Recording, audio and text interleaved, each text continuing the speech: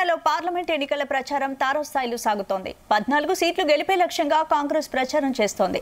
CM Revanth Reddy సుడిగాలిలా పర్యటిస్తున్నారు. రోజుకు 3 నుంచి 4 సభల్లో పాల్గొంటున్నారు. అయితే కాంగ్రెస్ ప్రచారంలో ఉప ముఖ్యమంత్రి బట్టి విక్రమార్క ఎక్కడా కనిపించడం లేదు. ఆయన సొంత జిల్లా ఖమ్మంలోనూ అడపదడప ప్రచారం చేస్తున్నారు. బట్టి రాష్ట్రం కంటే ఎక్కువగా ఇతర రాష్ట్రాల్లోనే బట్టి ప్రచారం చేస్తున్నారు.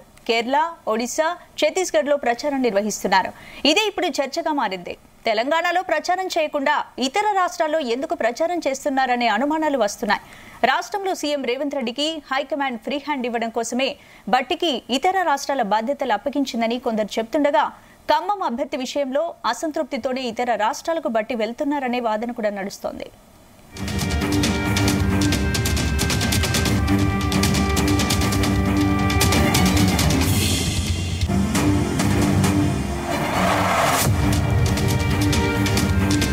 ఇదే అంశానికి సంబంధించి పూర్తి అప్డేట్స్ మా ప్రతినిధి యాకేష్ అందిస్తారు. యాకేష్,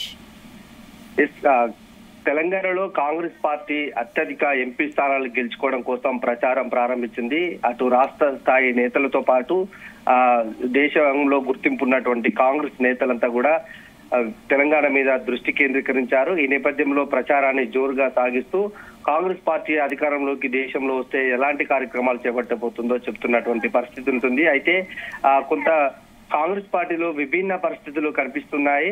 అటు మొత్తం సీఎం రేవంత్లో ఒంటరిగా ప్రచారం నిర్వహిస్తున్నారు. అన్ని సభల్లో కూడా పాల్గొంటూ పార్టీ ఉద్దేశాలను ప్రజల్లోకి తీసుకెళ్తున్నటువంటి సందర్భం కనిపిస్తా ఉంది. అయితే డిప్యూటీ సీఎం బట్టి విక్రమార్క ఎక్కడా ప్రచారంలో కనిపించడం లేదు. రాష్ట్రంలో అన్ని నియోజకవర్గంలో ఆయన పర్యటించకపోయినప్పటికీ తన సొంత జిల్లా ఖమ్మం జిల్లాలో కూడా పర్యటనలు చేయకపోవడం కొంత చర్చనీయాంశంగా మారిందని తెలుస్తా ఉంది. ఇప్పటికే బట్టి విక్రమార్క కాంగ్రెస్ అభ్యర్థి రఘురాం రెడ్డి నామినేషన్ వేసిన తర్వాతకి ఒకే ఒక్క రోజు ప్రచారంలో పాల్గొన్నారు. దాని తర్వాతకి ఆయన కనిపించకుండా పోతున్నారు. అంతకు ముందు కూడా అభ్యర్థికి సంబంధించి కొంత అసంతృప్తి వ్యక్తం తోటి బట్టి విక్రమార్క ఈ ప్రచారానికి రానట్లు తెలుస్తా ఉంది. ఖమ్మం అభ్యర్థి అంశానికి సంబంధించి తన సతీమణికి టికెట్ ఇవ్వాలని అధిష్టానం వద్ద పాటుపడినప్పటికీ కూడా అధిష్టానం మంత్రుల కుటుంబాలకు ఛాన్స్ లేదంటూ కూడా రామసాయం రఘురాం రెడ్డిని ఖమ్మం కాంగ్రెస్ అభ్యర్థిగా నియమించింది. ఆయన కూడా ప్రచారంలో దూసుకుపోతున్నటువంటి నేపథ్యంలో బట్టి విక్రమార్క ఆయన గెలుపు కోసము పనిచేయట్లేదు. ప్రస్తుతానికైతే ఆయన ఇతర రాష్ట్రాలలో ప్రచారం చేస్తున్నారు. అటు కేరళ, ఛత్తీస్గఢ్, ఒడిశా రాష్ట్రాలలో ఆయన ప్రధానంగా ప్రచారంలో పాల్గొంటున్నారు. అయితే ఖమ్మంతో పాటు రాష్ట్ర వ్యాప్తంగా కాంగ్రెస్ పార్టీకి ఆయన ప్రచారం చేయకపోవడం మీద కొంత జోరుగా అయితే చర్చ కొనసాగుతుంది. బట్టి విక్రమార్క అసంతృప్తిగా ఉన్న నేపథ్యంలోనే ఆయన ఖమ్మం జిల్లాలో ప్రచారంలో పాల్గొనడం లేదనేది సమాచారం. అయితే ఆ బట్టికి రాష్ట్రంతో పాటు ఇతర రాష్ట్రాలలో కూడా మంచి నెట్వర్క్ ఉంది. ఆయనని ఇతర రాష్ట్రాలలో కూడా ప్రచారానికి ఉపయోగించుకుంటే కాంగ్రెస్ పార్టీకి మైలేజ్ వస్తుందన్న ఉద్దేశం నేపథ్యంలోనే బట్టిని ఇతర రాష్ట్రాలలో ప్రచారానికి పంపిస్తున్నట్లు ఉంది.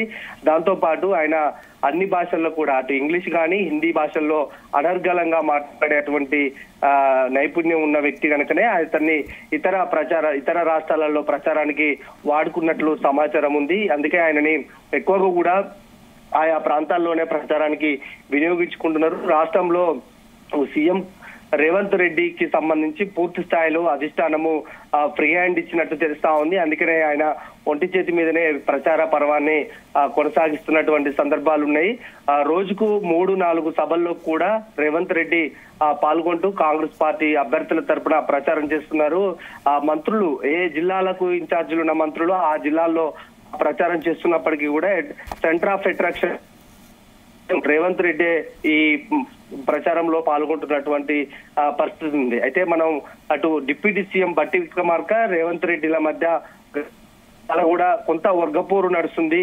ఈ అభ్యర్థి ఎంపికకు సంబంధించి అయితే అటు ఈ పదవులకు సంబంధించిన అంశాల మీద కూడా కొంత కాంగ్రెస్ పార్టీలో చర్చ జరిగినటువంటి నేపథ్యంలో అధిష్టానము ఇద్దరిని కూడా సముదాయించింది. అందులో భాగంగా కొంత బట్టిని కూడా మళ్ళీ రాష్ట్రంలో ప్రచారానికి దింపుతూ కొన్ని ఇబ్బందులు తలెత్తే అవకాశం ఉన్న నేపథ్యంలోనే బట్టిని పూర్తి స్థాయిలో కొంత దూరం పెట్టి ఇతర రాష్ట్రాలలో కూడా ఆయనను ప్రచారం చేయాలని ఆదేశించినట్లు తెలుస్తా ఉంది.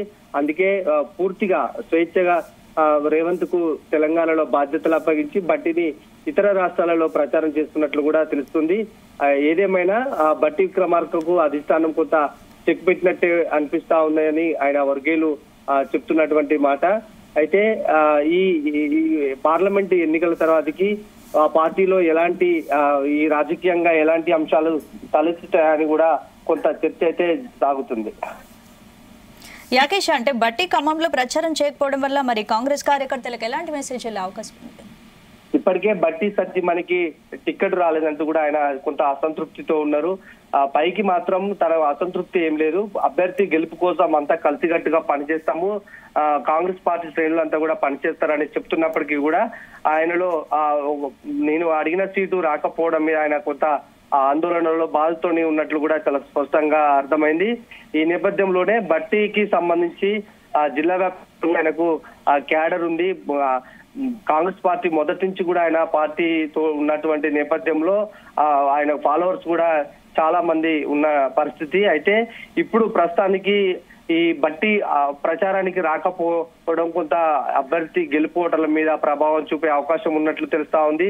అయితే ప్రస్తుతానికి బట్టి ఆయన తరపున అనుచరులు కానీ ఆయన ప్రధాన అనుచరులుగా ఉన్నటువంటి వారందరినీ కూడా ప్రచారంలో పాల్గొనాలని సూచిస్తున్నారు. జిల్లాలో 3 మంత్రులు ఉన్న నేపథ్యంలో అభ్యర్థి కనుక ఏమన్నా ఓటమి చెందితే కొంత ఆ ప్రభావం అందరి మీద పడే అవకాశం ఉంది కనుక బట్టి మాత్రము అభ్యర్థి గెలుపు కోసమే ప్రయత్నం చేస్తారు. అయితే కింది స్థాయి శ్రేణులు మాత్రం బట్టికి పార్టీలో డిప్యూటీ సీఎం ఇచ్చినప్పటికీ కూడా కొంత అసంతృప్తిగానే ఉన్నట్లు తెలుస్తా ఉంది. అటు అభ్యర్థి ఎంపికకు సంబంధించి అయితేంది, రాష్ట్రంలో కొంత ఆయనను ఇతర మంత్రులు కానీ సీఎం రేవంత్ కూడా కొంత దూరం పెడుతున్నారన్న ప్రచార నేపథ్యంలో కొంత ఆయన అనుచరులు అయితే అసంతృప్తిగా ఉన్నట్టు తెలుస్తా ఉంది. అభ్యర్థి గెలుపు కోసం ఎటకేలకు అందరూ పనిచేస్తామని 3 మంత్రులు చెప్తున్నప్పటికీ కూడా క్షేత్రస్థాయిలో అది కనిపించని పరిస్థితులు ఉన్నాయి. స్పందన. Right, thank you.